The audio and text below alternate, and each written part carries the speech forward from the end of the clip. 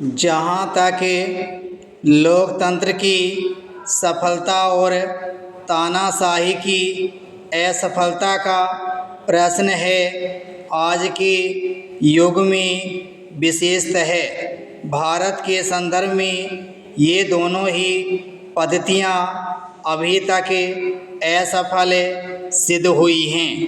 तानाशाही के परिणाम विश्व की मानवता दो विश्व युद्धों के रूप में भीषणता के साथ भोग चुकी है।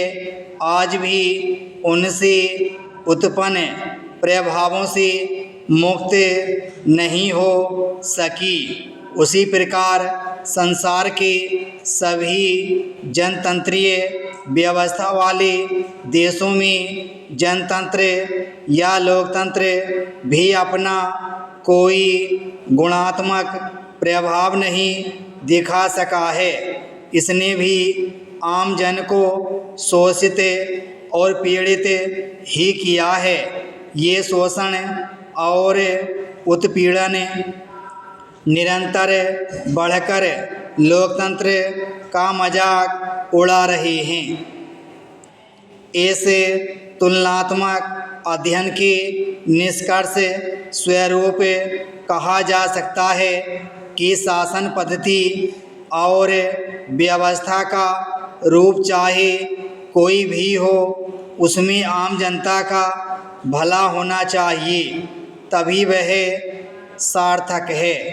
फिर भी लोकतंत्र में घर कर गई बुराइयों को यदि किसी प्रकार जड़ मूल से मिटाया जा सके तो वह मानवता के भविष्य के लिए अधिक सुखकर तथा हितकारी हो सकता है।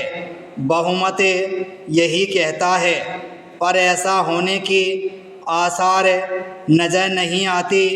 वस्तुतः हो यह रहा है कि जनतंत्रीय व्यवस्था लाल फीताशाही का शिकार होकर क्षय रोग के समान जीवन समाज के ढांचे तक को गलाकर नष्ट कर देना चाहती है।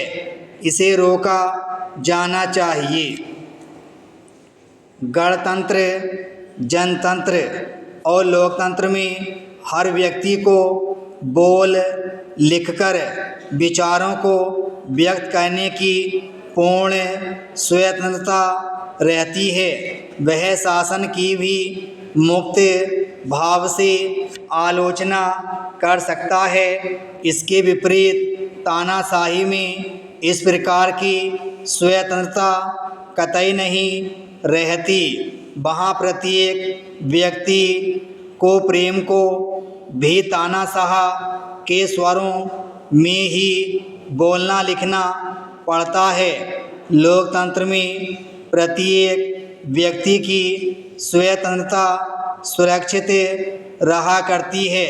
यदि उसका व्यक्तिगत आचरण व्यवहार अनुचित और समाज विरोधी नहीं है तो इसके विपरीत तानाशाही में व्यक्ति स्वतंत्रता का कोई महत्व नहीं होता।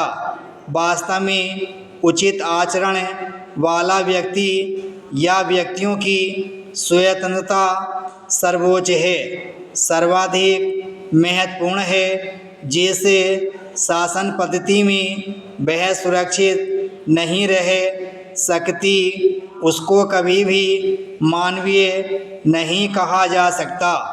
इस दृष्टि से तानाशाही का महत्व स्वयं घट जाता है। वह घृणित और त्याज्य हो जाती है। लोकतंत्र के विपरीत तानाशाही के समूचे शासन की बागडोर और सभी प्रकार की सत्ता का केंद्र एक ही व्यक्ति हुआ करता है। इसी कारण इस शासन पद्धति को एक तंत्र भी कहा जाता है। इसे पुरानी राजतंत्र और सामंतशाही का आधुनिक रूप भी कह सकते हैं। विराम स्टॉप।